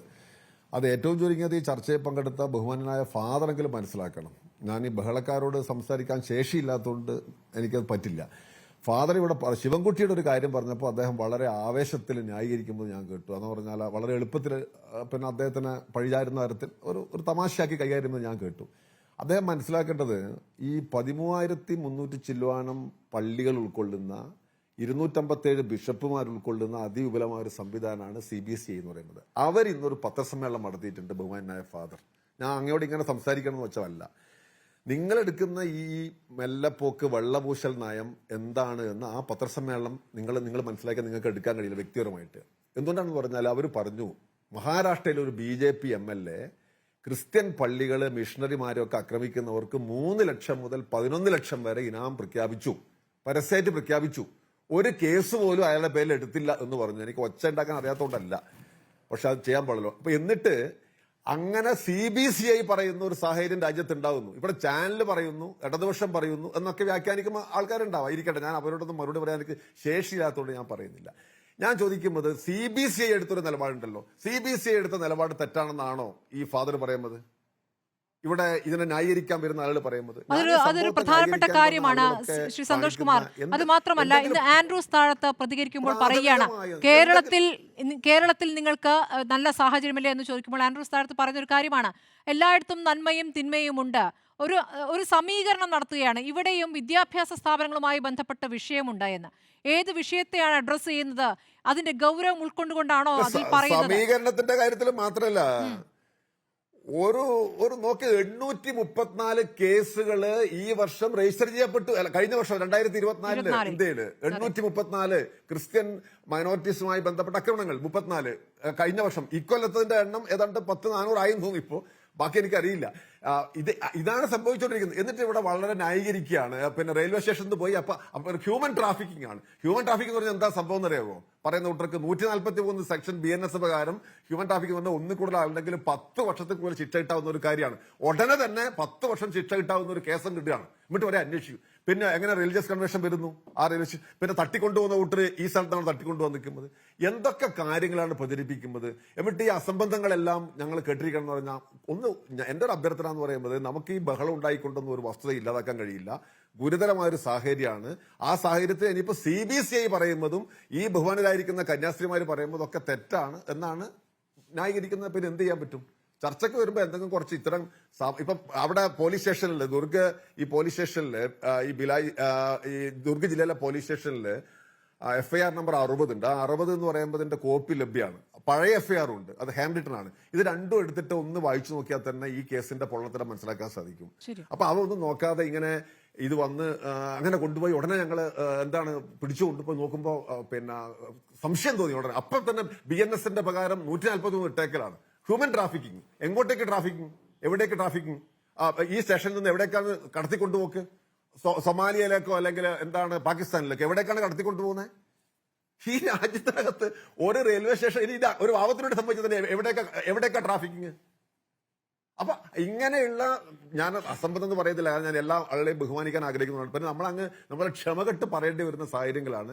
അതിന്റെ അതുകൊണ്ട് ദയവായിട്ട് ഗൗരവത്തെ മനസ്സിലാക്കുക, ഉൾക്കൊണ്ടുകൊണ്ടാണോ ഇമാതിരിയുള്ള പ്രതികരിക്കുന്നത് കാര്യങ്ങളൊന്നും എല്ലാവരും കഴിയില്ല. എന്നുള്ളത് ഒരു പ്രധാനപ്പെട്ട വിഷയം തന്നെയാണ്. 2 കന്യാസ്ത്രീകളിൽ ജയിലിലാണ് എന്നൊരു വസ്തുതയാണ്, അതിലുള്ള ആശങ്കയാണ് സിസ്റ്ററും സിസ്റ്റർ ബന്ധുവും അടക്കം ഇപ്പോൾ പ്രതികരിച്ചപ്പോൾ പറഞ്ഞത്. അടുത്ത ഉല്ലാസ് ബാബു, ഇപ്പോൾ കേരളത്തിൽ നിന്നും BJP നേതാക്കളുടെ ഒരു സംഘം ഛത്തീസ്ഗഡിലേക്ക് പോകുന്നു എന്നാണ് കേട്ടത്. അപ്പോൾ താങ്കൾ പറഞ്ഞത് എല്ലാം നിയമപരമായി നടക്കുകയാണെങ്കിൽ പിന്നെ എന്ത് പരിശോധിക്കാനാണ് പോകുന്നത്? അയ്യോ, ഇനിയിപ്പോൾ അതിന് സ്മൃതി എടുത്തിട്ട് വരും വേണം. ഞാനൊരു കാര്യം ചോദിച്ചോട്ടെ. അല്ലല്ല, ബഹുമാനനായിട്ടുള്ള അച്ഛൻ ഒരു കാര്യം പറഞ്ഞു, ബജറംഗ് ദളുമായി പറഞ്ഞപ്പോൾ ഉല്ലാസ് ബാബു അതിന് അനുകൂലിച്ചു. അച്ചോ, തെറ്റാണ് കേട്ടോ, ഞാനൊരു അനുകൂലം ഉണ്ടായിട്ടില്ല. തെറ്റ് ആര് ചെയ്താലും അത് പരിപൂർണമായി തെറ്റാണ് എന്ന് തന്നെയാണ് പറഞ്ഞത്. സ്മൃതി അത് കേൾക്കാത്ത എന്താ വെച്ചാൽ നേരത്തെ എന്നോട് തല്ലൂടെയായിരുന്നു. അതുകൊണ്ടാണ് ബഹുമാനായിട്ടുള്ള അച്ഛൻ അത് തെറ്റിദ്ധരിച്ചതാണ്. അച്ഛനോട് അത് കൃത്യമായിട്ട് പറയട്ടെ. രണ്ടാമത്തെ കാര്യം, ഞാനൊരു കാര്യം പറയട്ടെ. അച്ഛൻ പറഞ്ഞല്ലോ, അച്ഛൻ രാജീവ് ചന്ദ്രശേഖറിനെ വിളിച്ചില്ലേ? ബഹുമാനായിട്ട് ഞങ്ങളുടെ സംസ്ഥാന അധ്യക്ഷൻ എന്തെങ്കിലും മോശകരമായിട്ട് പറഞ്ഞോ? അദ്ദേഹം ഇടപെടേണ്ടത് കൃത്യമായി ഇടപെട്ടില്ലേ? PMO ആയിട്ട് ബന്ധപ്പെട്ടില്ലേ? അവിടുത്തെ മുഖ്യമന്ത്രിയുമായി ബന്ധപ്പെട്ടില്ലേ? ആഭ്യന്തര മന്ത്രിയുമായിട്ട് ബന്ധപ്പെട്ടില്ലേ? ഇവിടുന്ന് ഒരു ടീമിനെ അങ്ങോട്ട് അയച്ച് ഇവിടുത്തെ ബഹുമാനരായിട്ടുള്ള കന്യാസ്ത്രീകൾക്ക് മറ്റുള്ള പ്രയാസത്തിൽ കൃത്യമായിട്ടുള്ള നിയമ ഇടപെടലുകൾ ഉണ്ടാക്കുന്നതിൻ്റെ ഭാഗമായിട്ട് കേരളത്തിൻ്റെ സപ്പോർട്ട് എന്ന രീതിയിൽ, BJPയുടെ സപ്പോർട്ട് എന്ന രീതിയിൽ അനൂപ് ആന്റണിയുടെ നേതൃത്വത്തിലുള്ള ആളുകൾ അങ്ങോട്ട് കൃത്യമായിട്ട് പോകുന്നില്ലേ? രാജീവ് ചന്ദ്രശേഖർ ബഹുമാനായിട്ടുള്ള അധ്യക്ഷൻ എന്തെങ്കിലും തരത്തിലുള്ള ഒരു നെഗറ്റീവ് സംസാരിച്ചോ? എന്തടിസ്ഥാനത്തിലാണ് ഈ സ്മൃതി അച്ഛനെ കൊണ്ട് തെറ്റിദ്ധരിപ്പിച്ചുകൊണ്ട് വർത്തമാനം പറയിപ്പിക്കാൻ ശ്രമിക്കുന്നത്? അവരുടെ രാഷ്ട്രീയമാണ്. അച്ഛൻ അത് വീണു പോകരുതെന്നാണ് ഒരു അപേക്ഷയുള്ളത്. പിന്നെ സ്മൃതിയോടൊരു കാര്യം പറയാനുള്ളത്, 200 കിലോമീറ്റർ അപ്പുറത്തുനിന്നുള്ള ദർഗിലേക്ക് വരുമ്പോൾ 60 കിലോമീറ്റർ അപ്പുറത്ത് ദണ്ഡേവാഡ എന്ന് പറയുമ്പോൾ റെയിൽവേ സ്റ്റേഷൻ, അതിൻ്റെ അപ്പുറത്ത് വരുമ്പോൾ സ്വാഭാവികമായിട്ട് അങ്ങോട്ടും ഇങ്ങോട്ടുള്ള പരസ്പര വിരുദ്ധമായിട്ടുള്ള കാര്യങ്ങൾ ഉണ്ടാകുമ്പോൾ ഉണ്ടാകുന്ന ഒരു നിയമപരമായിട്ടുള്ള തീരുമാനം, അതിൽ നിരപരാധികളുണ്ടെങ്കിൽ പരിപൂർണമായിട്ട് വർഷങ്ങളായി അവിടെ പ്രവർത്തിച്ചിരുന്ന പറയട്ടെ. എന്തൊരു കഷ്ടമാണ് നോക്കി. ഈ വെറുതെ എന്ത് ഇടപെട്ടിട്ട് വല്ല സുഖം കിട്ടില്ല, എനിക്ക് മനസ്സിലാവുന്നില്ല. നിങ്ങൾ ഞാൻ പറയുമ്പോൾ എന്തിനാണ് ഇടപെടുന്നത്? ആ കാര്യം കേട്ടിട്ട് പറഞ്ഞൂടെ? നേരത്തെ ഞാൻ പറഞ്ഞ കാര്യം കേൾക്കാത്തോണ്ടല്ലോ. ഉല്ലാസ് ബാബു ബജറംഗ് ദളിനെ കുറിച്ച് മറുപടി പറഞ്ഞില്ല എന്ന് പറഞ്ഞത് അതിൻ്റെ ഇടയിൽ കയറിയിട്ട് വർത്താനം പറഞ്ഞുകൊണ്ട് കേൾക്കണ്ടല്ലേ? അപ്പോൾ ഇത് കേൾക്ക്. രണ്ടാമത്തെ കാര്യം എന്ന് പറഞ്ഞു വെച്ചാൽ, സിസ്റ്ററെ, ഒരു കാര്യം ഞങ്ങൾ വളരെ വ്യക്തമായിട്ട് പറയാം. ഇവർ മാധ്യമപ്രവർത്തകർ എടുക്കുന്ന ഡിസിഷൻ, അല്ലെങ്കിൽ ഇവരെടുക്കുന്ന നറേറ്റീവ്, അല്ലെങ്കിൽ ഇവർ ക്രിയേറ്റ് ചെയ്യുന്ന ഒരു പർവ്വതം എന്ന് പറയപ്പെടുന്നത് ഞങ്ങളും BJPയും ബഹുമാനരായിട്ടുള്ള ക്രിസ്ത്യൻ സഹോദരന്മാരും ക്രിസ്ത്യൻ സമൂഹവും തമ്മിൽ വലിയൊരു തർക്കം ക്രിയേറ്റ് ചെയ്യാൻ ഇവരുടെ രാഷ്ട്രീയ അജണ്ടയാണ്. ഇവരതിനെ വൈകാരികമായിട്ട് ക്രിയേറ്റ് ചെയ്യും, ഇവരതിനെ കൃത്യമായിട്ട് കൊണ്ടുപോയിട്ട് വക്രീകരിക്കും. അതിലൊന്നും വീണു പോകരുത് എന്നാണ് ബഹുമാനരായിട്ടുള്ള ക്രിസ്ത്യൻ സഹോദരന്മാരോട് പറയുന്നത്. ഞങ്ങളും ഈ പ്രതിസന്ധിയിൽ പ്രയാസം കൃത്യമായിട്ട് അനുഭവിച്ചവർക്കൊപ്പം, ഒപ്പം തന്നെ നിരപരാധികളെ നിങ്ങളുടെ കൂടെ ഉണ്ട്. അല്ല, ഞങ്ങളും നിങ്ങളും എന്നൊക്കെ പറയുമ്പോൾ ദീപിക മുഖപ്രസംഗം വായിച്ചോ? ഒന്ന് പറയട്ടെന്ന്. അല്ല, പറയുകയാണല്ലോ, ചോദ്യം ചോദിക്കാൻ പാടില്ല, നടക്കുന്ന കാര്യമല്ല. പിന്നെ നിങ്ങള് അല്ല, നേരത്തെ കുറെ കാര്യങ്ങൾ അങ്ങോട്ട് ചോദിക്കുന്ന സമയത്ത് അതിന് മറുപടി പിന്നെ ഞാൻ തന്നെ പറയണ്ട. എന്റെ നിഴലിൽ ഒന്ന് മറുപടി പറയൂ. പിന്നെ നിങ്ങൾ പറഞ്ഞ കാര്യത്തിന് മറുപടി മിണുങ്ങാനായിട്ട് ഞാൻ എന്താ പൊട്ട? താങ്കൾ നിയമപരമായ അവിടെ കാര്യങ്ങൾ നടക്കുകയാണെന്നല്ലേ പറഞ്ഞത്? അല്ലല്ലോ, ഞാൻ ഇപ്പൊ അവര് മൂന്ന് പേരും പറഞ്ഞ കാര്യത്തിന് ഞാൻ താങ്കൾ ഈ പറഞ്ഞ ഇവിടുത്തെ BJP നേതൃത്വം പ്രധാനമന്ത്രിയെ ബന്ധപ്പെട്ടു, അവിടുത്തെ പ്രധാനപ്പെട്ട കേന്ദ്രത്തിലെ നേതാക്കളെ ബന്ധപ്പെട്ടു. താങ്കൾ പറഞ്ഞല്ലോ ഛത്തീസ്ഗഡിലെ മുഖ്യമന്ത്രിയെ ബന്ധപ്പെട്ടു. അങ്ങനെയെങ്കിൽ ആ ബന്ധപ്പെടലിനൊക്കെ ശേഷമുള്ള ഛത്തീസ്ഗഡിലെ മുഖ്യമന്ത്രിയുടെ പ്രതികരണമാണ് ഇപ്പോൾ ഏറ്റവും ഒടുവിൽ കണ്ടത്. എന്താ ഛത്തീസ്ഗഡിലെ മുഖ്യമന്ത്രിയുടെ പ്രതികരണത്തിൽ? ആദ്യം അങ്ങോട്ട് ചോദിച്ചത് അതല്ലേ?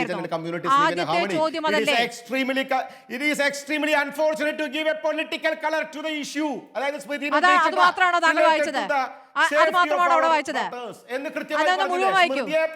മുഴുവൻ വായിക്കൂ ഉല്ലാസ് ബാബു. നിങ്ങൾക്ക് സൗകര്യമുള്ളത് വായിച്ചാൽ പോരാ. രണ്ടാമത്തെ കാര്യം, ആരാണ് പൊളിറ്റിക്കൽ കളർ കൊടുക്കുന്നത്? ആരാണ് പൊളിറ്റിക്കൽ കളർ കൊടുക്കുന്നത്? മധ്യപ്രദേശില്, രാജസ്ഥാനില്, കർണാടകയില് ഇതൊക്കെ ഈ കൺവെൻഷനെതിരെ നിയമം പാസ്സാക്കിയത് സ്മൃതി വാദിക്കുന്ന കോൺഗ്രസ് പാർട്ടിയാണ്. പിന്നെ സന്തോഷ് കുമാർ ഒരു കാര്യം പറഞ്ഞില്ലേ, അവിടെ കൺവേർട്ട് ചെയ്യാൻ കൊണ്ടുപോയതല്ല, അവർ CSI സഭയിലുള്ളവരാണ്. ആ രണ്ട് പെൺകുട്ടികളും CSI സഭയിലുള്ളതാണ്. ഉല്ലാസ് ബാബു, ഞാൻ പറഞ്ഞ നിയമം പാസ്സാക്കിയത് കോൺഗ്രസ് പാർട്ടിയാണെന്നാണ്. അതിനെതിരെ കിടന്ന് ഒളിയിടണേ.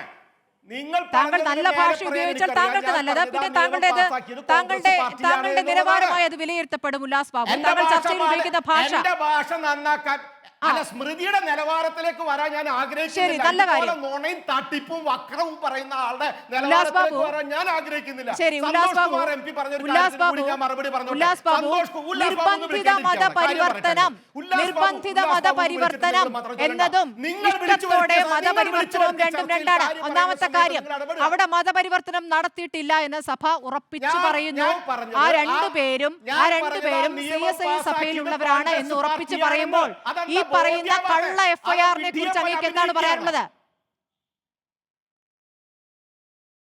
ഞാൻ അങ്ങോട്ട് പറയുന്നു കേൾക്കാനുള്ള ക്ഷമ കാണിക്കും ബഹുമാന്യായ സഹോദരി.